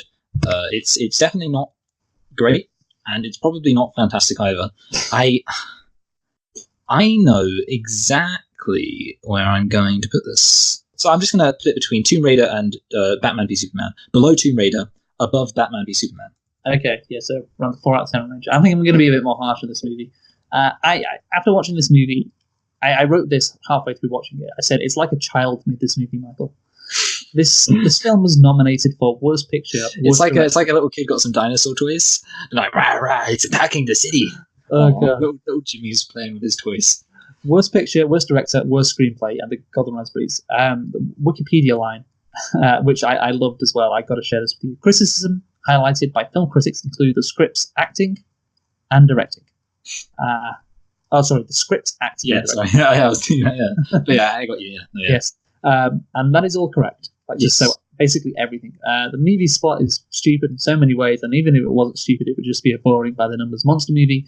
But the acting is hilariously bad. The directing is atrocious. CGI in action could maybe hide the movie in 1998, but it can definitely not today. Like I said before, at one stage I was thinking this might be the worst movie I've ever seen. It just puts into context how bad it is. And I think you're being too kind by putting it. It's not actually. So I'll give you some context for it. It's my 8th worst film. Yes. The films below it are Dawn of Justice, Ghostbusters, Death Note, Daddy's Home 2, I Feel Pretty, 50 Shades Darker, and 50 Shades of Grey. Mm-hmm. So yeah, I mean, you could say that's not the best, but whatever. It was all the worst aspects of Roland Emmerich films, like all the worst characteristics rolled into one movie. Obviously, like I said before, reviewers criticised his reliance on visual effects, suffering from cliche dialogue, clumsy and formulaic narratives, numerous scientific and historical inaccuracies, illogical plot developments, and lack of character depth. But good news, Michael. Roland Emmerich contends that he is not discouraged by such criticism, as he aims to provide enjoyable popcorn entertainment to a movie-going audience, stating that he is a filmmaker, not a scientist. Yeah, so there you go. He's everything wrong with the world. I just want to... I saw this on Wikipedia, which I thought was interesting and kind of cute to look back on. So Stephen Holden of the New York Times wrote that Godzilla, this film, obviously, is so clumsily structured it feels as if it's two different movies stuck together with an absurd stomping finale glued onto the end. The only question worth asking about this $120 million wad of popcorn is a commercial one. How much further will the dumbing down of the event movie have to go before the audience stops buying tickets? So... Why I say that looks cute is because obviously it hasn't stopped. You do get the impression, though, that back in 1998, this was the early beginnings of films being very dumb and just relying on like cool special effects. Oh yeah, well I mean the thing is you did get like films like Deep Impact and Armageddon, and I can see I feel like this was a massive thing. Yeah, this was a huge thing in the 90s. Or the late 90s, I think. Yeah, the late 90s. Yeah. When special effects were just getting good enough that you could have them in these movies, and obviously the Phantom Menace is another one you could perhaps put into that category. Oh, yeah. And obviously that hasn't stopped this thing of movies that are purely drawing audience because of visual effects and cool action stuff led to Transformers and then Fast and Furious. So yeah, sorry Stephen Holden, the dumbness didn't stop and it still remains to this day. But this movie has you to could be... say he's beholden to the dumbness. This movie has to be one of the dumbest of all time. Like, generally, it is so bad. I think I'm going to give this a 2.5 out of 10, which is... this means that I put it below, like, Death Note and Ghostbusters. It is really that bad. So that's it. 2.5 out of 10 for me. All right, yeah. I mean, we are relatively close. Obviously, mine is above them, but yeah, I can definitely see your logic. I think I was able to slightly enjoy this film more than you. Not that much though. I mean, you're just a Jurassic Park fanboy. Oh yeah, exactly. But anyway, so here's the thing though, Luke. Had you seen this film before we decided to review it? No. Okay, because I bring it up because obviously originally we were only planning on doing Godzilla 2014. And then I watched Godzilla 2014 and I said, hey, I don't know if we're going to have enough to talk about here. So maybe we should also review Godzilla 98. And I think it's a very good thing that we did because I think this has been a very entertaining experience. Having said that, it means that what was originally going to be the main event is going to have to be something of an afterthought, and we'll probably have to get through this relatively quickly. But why don't you tell us a thing or two about Godzilla 2014, Luke? Sure thing, Michael. So yeah, we'll get this through relatively quickly because I really don't have a lot to say in it. But anyway, Godzilla 2014 is an American monster film directed by Gareth Edwards. It is a reboot of Toho's Godzilla franchise and it's the 30th film in the Godzilla franchise, the first in the Legendaries Monsterverse, and the second Godzilla film to be completely produced by a Hollywood studio. Obviously, the 1998 one was the first one, and I think this learned from the first one's mistakes, shall we say. So, it's directed by Gareth Edwards, a screenplay by Max Borenstein, and stars Aaron Taylor Johnson, Ken Watanabe, Elizabeth Olsen, Juliette Binoche, Sally Hawkins, David Stratham, and Bryan Cranston. It was released on May the 16th, 2014 in the United States. And Michael, do you want to have a guess at the budget? 104. I'm going to guess exactly what it was last time. 130 million. 160. Okay, yeah, fine. How much did it make out of the box office? Quite a lot. 480 million. 529 million. Okay, that's not too bad. Yeah, you did quite better than the 1998 one, so congratulations. Yes. So, Michael, did you like this movie? Well, I'll tell you what, this film was much more competently made than 1998. Having said that, I found this film quite boring. I hate to say it, Luke, but that's going to be a very relevant facet in like my opinion on this film. And this was possibly there were several points in this film where I stopped doing it. I stopped watching it to kind of do something more interesting because I was just like getting bored. So I was like, okay, I'm going to stop that and just answer some messages. And I'd like forget I was watching it. I come back to it. I'm like, oh yeah, I'm watching it. So that's not a very good review. Having said, it was much better made, but it was possibly the most boring film I've seen in this podcast, aside from the 50 Shades of Grey film. So that's a really bad 50 review. 50 Shades Grey darker. I don't think original 50 Shades Grey is that boring. No, yeah, 50 Shades Darker. And yeah, that's such a, like, the thing is, it's kind of funny that we talked about Godzilla 98, which is such an awful, terribly made film, and it is awful and deserves to be badly reviewed. This film was so much better in so many ways, but for me, it just was actually very boring. What did you think about it, though? Yeah, I wouldn't say it's boring, actually, because I don't know, I never wanted to click away, but I certainly wasn't enamored with it either. Yeah. But yeah, like you say, it's just after watching the 1998 one, you're just amazed by how competent movie making can be. Yeah. Which also, actually, it should be said, sorry, I just want to bring this up. Gareth Edwards, of course. I recently rewatched Rogue One, and one of the things that I was kind of surprised at, which I didn't really appreciate the first time I watched it, because it's such a terrible screenplay, but the filmmaking of Rogue One is so good, and the filmmaking of this is also so good. And in both cases, actually, I think that's going to be Gareth Edwards' thing, just making really good films that have very boring plot progression. I don't know. Anyway, regardless of all that, you got nitpicks, Luke? Yeah, I've got 2. I've got 3, so you go first. All right, so as soon as the main character, he's so boring I forgot his name. Aaron Taylor Johnson. Yeah, but what's the character? I think it's Ford. It's Ford, yeah, Ford, which is what a shit name. Should be president. It should be Nissan. Because he's from Japan. Okay, so as soon as... Well, it wasn't the only reason, actually. It was because it was Asian, so I was being racist. I don't want to imply I wasn't being. As soon as Ford gets back from serving in the military, it's the same time that Bryan Cranston discovers similar frequencies to what happened 15 years ago. So this is like the plot. Obviously, he's been serving overseas for like 14 months, and as soon as he gets back, it's when Bryan Cranston is getting the same readings as. Oh yeah. That's a really good point. Yeah, so there you go. There's like movies often have to start with a coincidence like that to get the plot going. But anyway, there you go. How did Bryan Cranston know that his son was in the van when that giant insect hit it? Someone told him off screen. There we go. Yeah, he goes Ford, and I'm like, how can you know? Maybe the van was a Ford. Maybe it was made by Ford. So he knows. It's probably not really enthusiastic. No, yeah, I don't know cars, so it's a funny idea. So my three are number one. My three are almost at the end actually. Number one, why was the army preventing civilians from going off the bridge? Okay, I would understand if the army was preventing civilians going onto the bridge, but there's loads of civilians who are like halfway across the bridge, and that's when the army's like, all right, let's stop this. We're going to do something.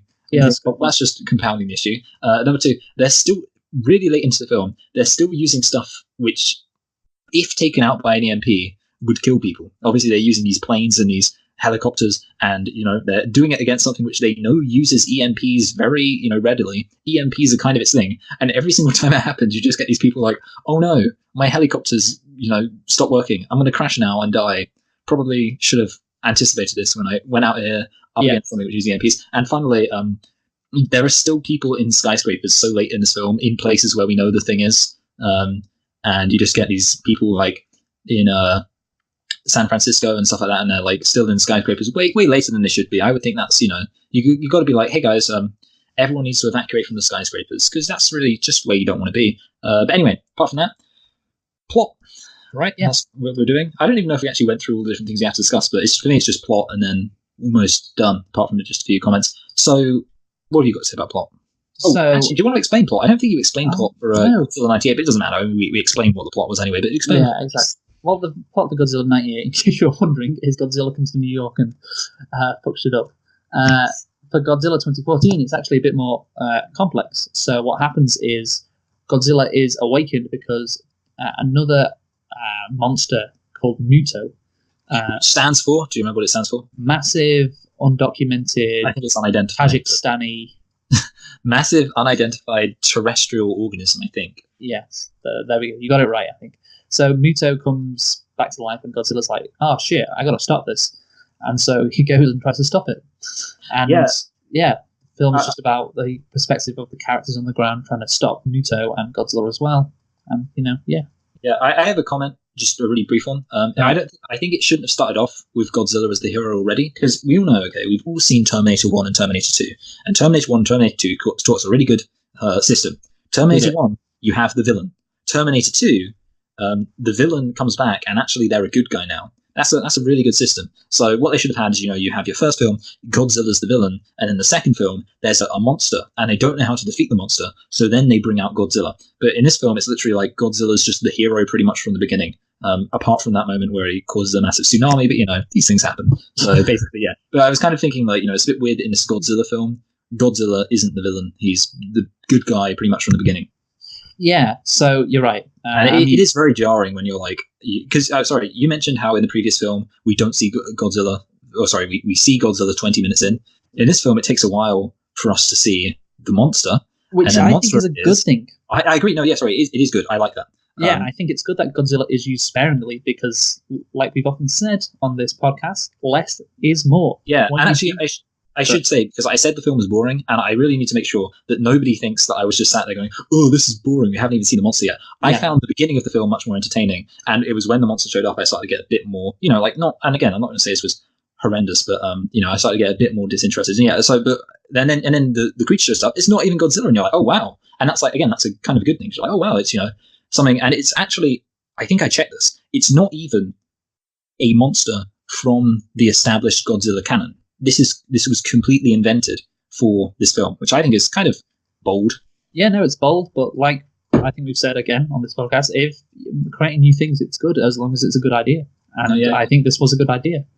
Yeah, I think one of the better ideas. Yeah, but back to Godzilla. Although it's weird that Muto didn't refer in any way to it being a mutant. Oh yeah, maybe 2 out of 10. Yeah, so he's used sparingly, and like we said, it's a good thing. Makes it more special when you do see him. And you could kind of argue, well, the movie is called Godzilla, but he's not the main thing really about this movie. It's the Mutos. But now I do support the decision because, when you do see him, it's like, oh, it's special. And obviously, it's one of the reasons why the Godzilla trailer I still think it's one of the best trailers. Yeah, I was wondering if you want to talk about that. Actually, we could, I could mention something about cinematography. I just want to say that the way that like you get, particularly involving flares, I think there's other ways they achieve this effect, but like just having little bits of Godzilla lit up. Yes. So, and again, that's just not only is it very good kind of narratively because it kind of saves the money shot, but also it's very nice looking cinematographically. Yeah. So obviously, I just want to start out with the beginning. Actually, I think it's a very, very good emotional beginning with Cranston's wife dying. Yeah, sorry, I just have to say, I thought that Bryan Cranston's scream reminded me too much of Hal from Malcolm in the Middle. Like, Bryan Cranston has a very comedic scream, so when like his wife appears and he just goes "Aah!" and slams the door shut, very powerful. But yeah. Well, apart from that, it was well done and emotional. I think when his son walks into his apartment, there's a bunch of newspaper clippings on the wall. It's quite cliche, and I wish they could have shown he was obsessed with the accident in the power plant in a smarter way. But I think the beginning of the movie was a very good introduction to the past in Godzilla. Yeah. Also, I wanted to say that it was good in a way. I think that the main character was military. Obviously, what's his name? Ford was in the military, which is kind of good because it means that you don't need any contrived storytelling device in order to make them the center of the action.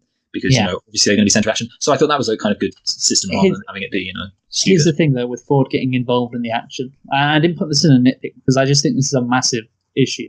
So like it's like Muto is following Ford around. Like so he's in Japan, then Ford goes to Hawaii. Oh yeah. Then Muto follows him to Hawaii.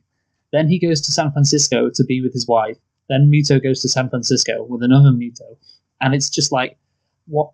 Like, can he get away from him? That's a good point. Yeah, so actually, maybe I retract my compliment a bit because they do use a fair bit of contrived logic. So there we go. Yeah, it's an incredible coincidence that the son of the guy who figured out about this Muto creature is obviously being followed around by Muto everywhere he goes. So yeah, that was an issue. Like the Hawaii, I don't know how they could have done it.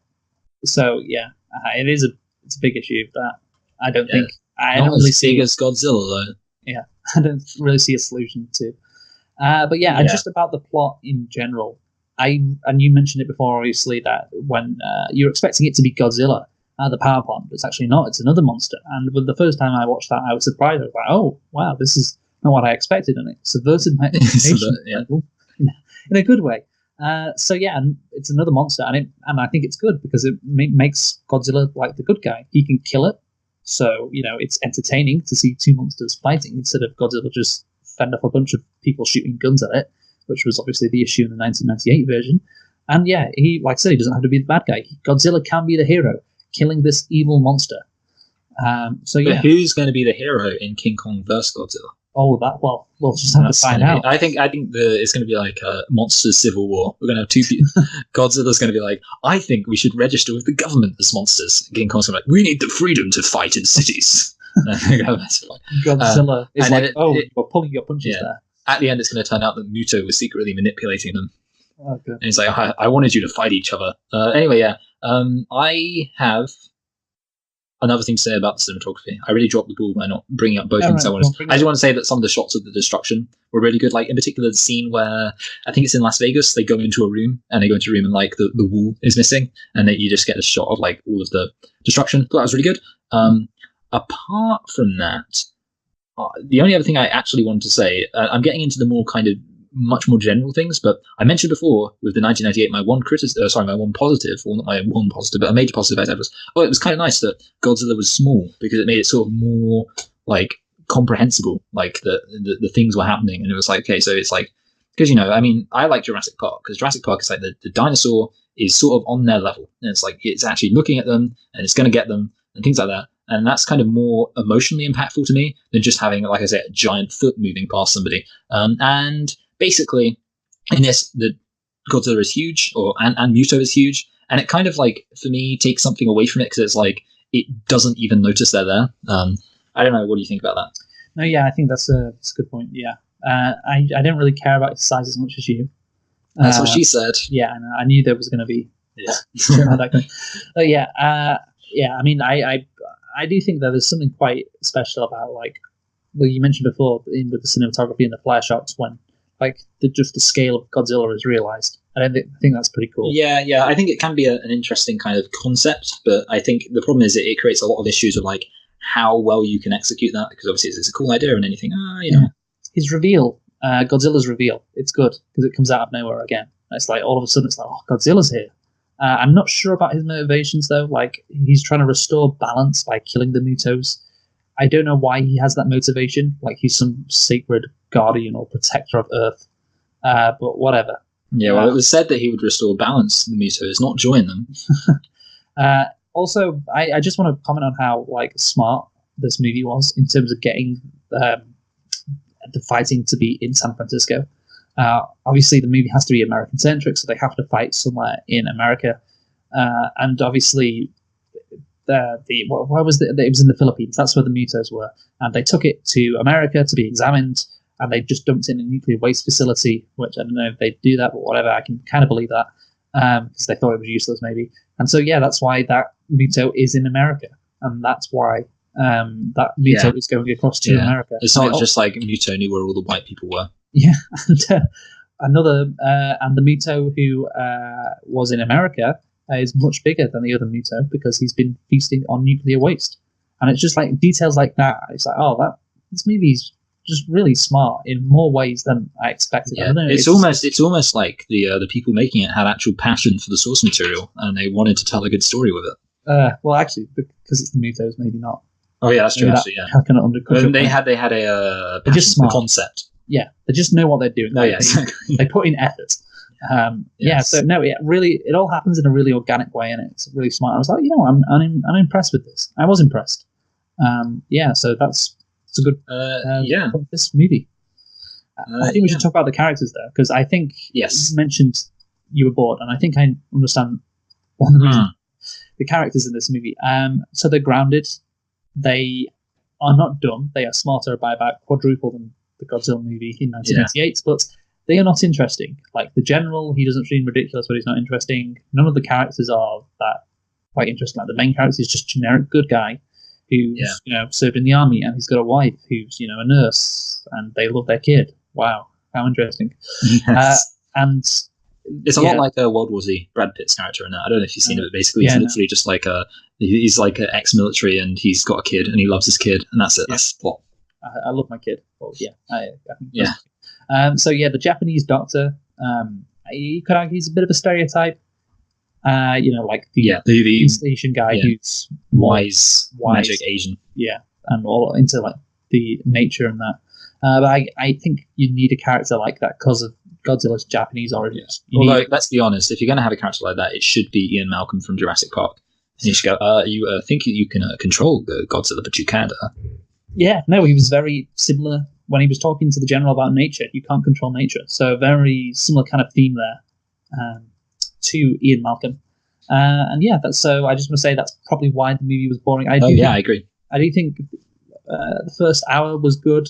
And I think before the final battle, there's like this 20-minute stretch where he's like on a train, the main character, and he's doing stuff on a train, and he's talking to army people, and that's when it does get boring.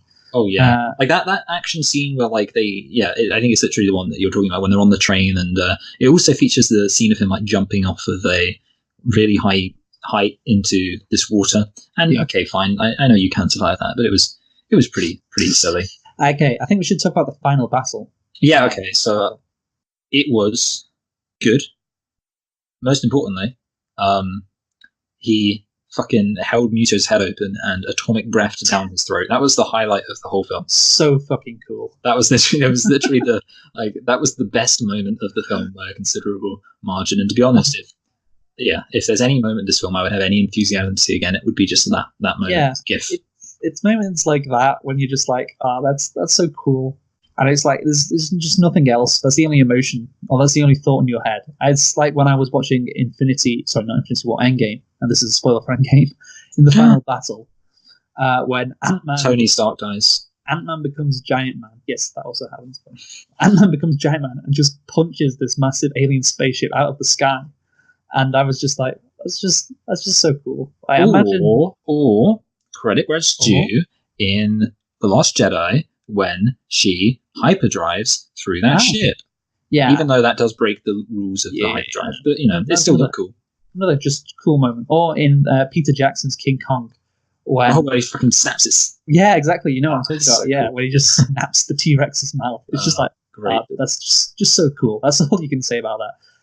The final battle scene. The fact that Godzilla's not in it that much up until that point makes the final battle scene better because you get to see more of him. Pays it off. And obviously saving a atomic breath thing for the end makes the moment when he does use it for the first time even better. The same thing, less is more, and then obviously, as you mentioned, when he opens his mouth, it's just it's great. And also the final action scene was smart again as well. It was like Godzilla's getting beaten by these two Mutos, so he's not a match. But then obviously the Muto gets distracted by the nest getting blown up. Exactly. So it's a classic save the day by killing their babies. Yeah, save the day by killing their babies. So just like 98. It all works. Godzilla doesn't feel like so overpowered. When he actually does kill the Mutos, it does feel like it feels earned. Yeah, it does. It feels earned. Okay, there you go. Like, that's the word I was looking for. It feels earned. It's like although actually the guy dies pretty easy. The flying one just gets smashed into a wall. But fair enough, fine. I mean, to be honest, if a giant monster smashed me into a wall, I might die too. I think it was the spikes on its tail. That's what got it.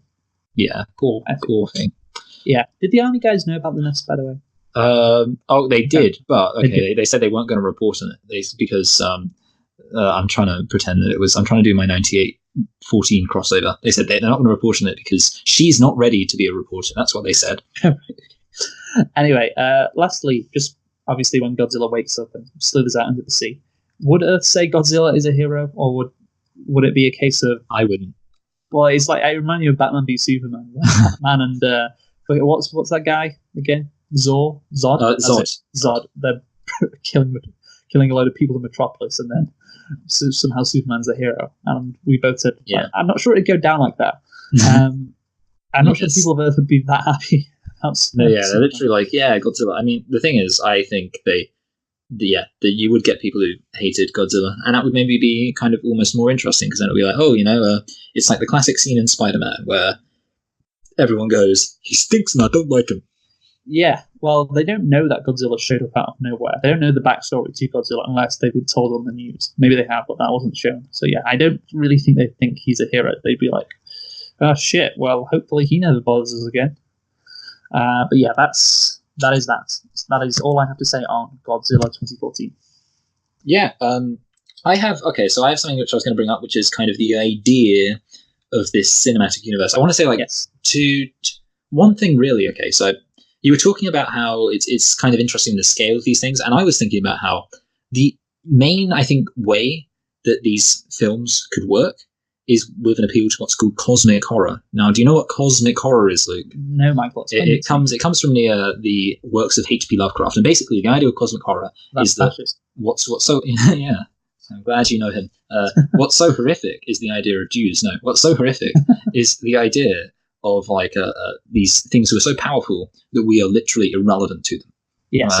And that we're just kind of these tiny, insignificant things in this massive global battle. And that's what cosmic horror is. So basically, I think that's the main thing they could do. And I think I was thinking about how they could sell this, and I was trying to think about ways they can make something more interesting. I was thinking about Arrival, and how the thing with Arrival is it was because one of the things we both said we liked about Arrival was how it felt like a very realistic response to an alien invasion. And I think that if they, and I don't know exactly how they could have done this, but taken a little bit of a leaf out of Arrival's book and kind of made it feel made it about the way that human beings respond to this situation, and kind of have this human element contrasted with the cosmic horror element of these giant monsters fighting each other.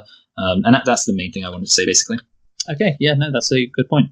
That is certainly interesting, and I think judging by the trailer for the Godzilla King of the Monsters movie, that is the direction they're going in.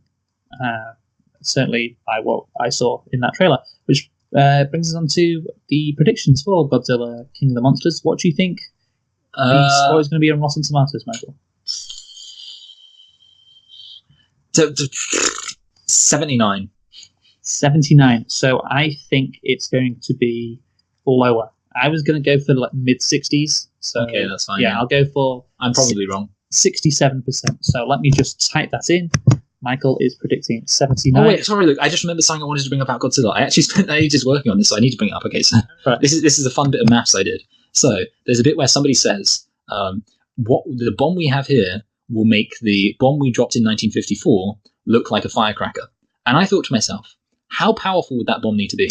And I found out, Luke, and this is going to be really fun. Okay, so I found first of all, I found that there was a 1954 bomb dropped in the Bikini Atoll, which I believe is in the Pacific. So I was assuming you would say that's what it's referring to, and that had a TNT equivalent of 23 billion grams of TNT. And then I found an article called, let me see if I can get the title of this article. The article is called TNT Equivalents of Fireworks. And I was able to find out that a Chinese firecracker has a TNT equivalent of 0.04 grams. So that 23 billion versus 0.04. And that means that the 1954 Bikini Atoll atomic bomb was 575 billion times more powerful than a Chinese firecracker. So for the 2014 bomb to make the 1954 bomb look like a Chinese firecracker, it would have to be 575 billion times more powerful than a 23 billion grams TNT equivalent, meaning it would have to be 13 sextillion and 225 quintillion grams of TNT, or, if you want a slightly more manageable number, 13 trillion and 225 billion kilotons of TNT. That's how powerful the bomb would have to be in order to make the 1954 Bikini Atoll bomb look like a firecracker. Think about it, Michael. You could have saved yourself all that time of working that out if you just knew about the concept of exaggeration. I know, I just thought it would be. I mean, tell you what, Lou, that's a good number, though, isn't it? 13 trillion and 225 billion kilotons of TNT. Yes. It's more TNT than you have. Yeah, by the way, we should conclude on Godzilla. I know, yeah, I was thinking I've done that. Yeah, so I was trying to work out what we've done the wrong way. Okay, so yeah, I mean, basically, like I say, the problem with this film is it's competence versus excitement. And I was thinking about it, and I was thinking, and to be honest, I don't think I can place this film above many of the kind of other, not that, like, fantastically interesting films. And I was thinking about it, and I decided I'm going to place it. It's either above or below. It could go either way, but I'm going to go for above. I'm going to be generous and say it's going to be above Fantastic Beasts and Where to Find Them, and below Dunkirk. Dunkirk, of course, was a very visually miraculous film, and a film that I also found to be quite boring. So Godzilla, there you go. Okay, so I think that this movie, like you say, it was boring, especially like the and if you're dividing the movie up into fifths, it was like the fourth fifth, if you get what I'm saying. Yeah, I get what you're saying, fourth fifth. Yeah, the fourth fifth was the boring part, which I was like, oh, come on. Yeah, so I think this movie impressed me of how smart it was in a lot of areas. Characters, unfortunately, were boring, but I did enjoy the use of Godzilla, and I think, this is just a really competent action movie, just really solid, and I'm going to give it a 7 out of 10. Good. Just really solid action movie. So, Michael, receipts, John Wick, Parabellum. You predicted on Rotten Tomatoes it would get 85%. I predicted it would get 91%.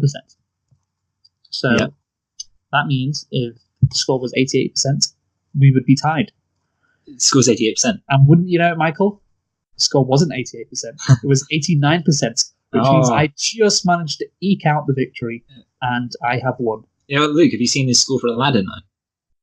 No, I haven't, but we're doing that next week because I shall check right now, actually. I don't know. Well, the thing is, I can't remember whether or not I went lower or higher. I hope I went lower, because I should have gone lower, I think. Oh dear, 50. Well, we'll see next week. Hopefully, you went lower. Oh, good. Anyway, come on, reviewers in the second week, make me look good. So I won that one, so we're tied 3-3 for now. Yes, but Luke, aren't you excited for what we're going to be doing next week? Are you very excited for it? Well, Luke, you wouldn't believe this. We are not going to be doing X-Men Apocalypse. Instead, we're going to be doing Logan. Logan, yes. I'm very glad we made this. Not Logan's Run. No, just Logan. Yeah. So that will be very good. I look forward to doing that. By the way, just to point this out, Michael, that we've had Detective Pikachu, John Wick 3, Aladdin, Godzilla, X-Men Dark Phoenix, Men in Black, and Toy Story 4 released in 7 weeks in a row. Yeah. Just a load of movies. All non-original movies, but someone was talking about the summary. Yeah, I know. Yeah. So thank you for watching. We've been selecting and reflecting on Godzilla 1998 and Godzilla 2014. One of them a competently made solid action movie, one maybe the worst movie of all time. Join us next week for Logan. Who have you been, Michael? I've been Michael. And I've been Luke. See you next week. Goodbye. Goodbye.